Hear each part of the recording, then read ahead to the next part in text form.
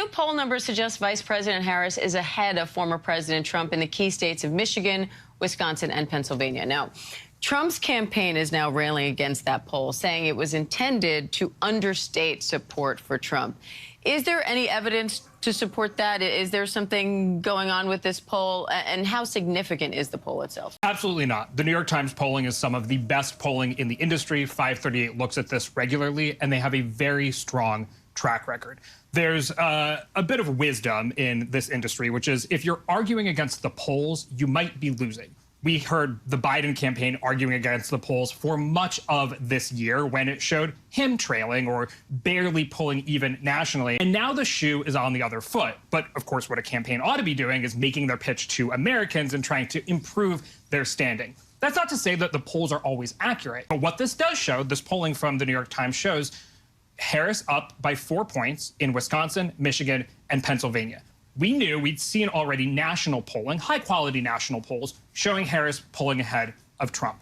But this is the whole game. These blue wall states, these northern battleground states being up by 4, that's really significant. And it shows a reshaped race. And put, they're arguing there's an oversample of Democrats or whatever aside for a moment. What you see if you look in the crosstabs and sort of why this change might be happening is Harris's favorability is up significantly. Enthusiasm amongst Democrats alone is up almost 30 percentage points.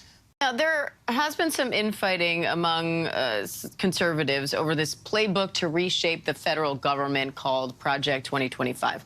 Trump's campaign has disavowed the project. A growing majority of Americans disapprove of it. So what are you seeing in terms of sentiment toward Project 2025? Is there a shift happening here? And what are you seeing in terms of Trump's strategy related to it? Oh boy, is it not popular. So according to recent polling, about 70 to 80% of Americans have actually heard of Project 2025. That means that Democrats who have campaigned against it and tried to raise the salience of the issue have been relatively effective at getting Americans to pay attention.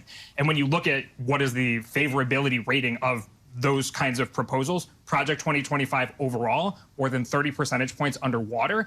And some of those specific policy proposals like firing federal employees and replacing them with political appointees or withdrawing federal approval for the medication, mifepristone, things like that. Very unpopular. Other things more popular, like beefing up border security.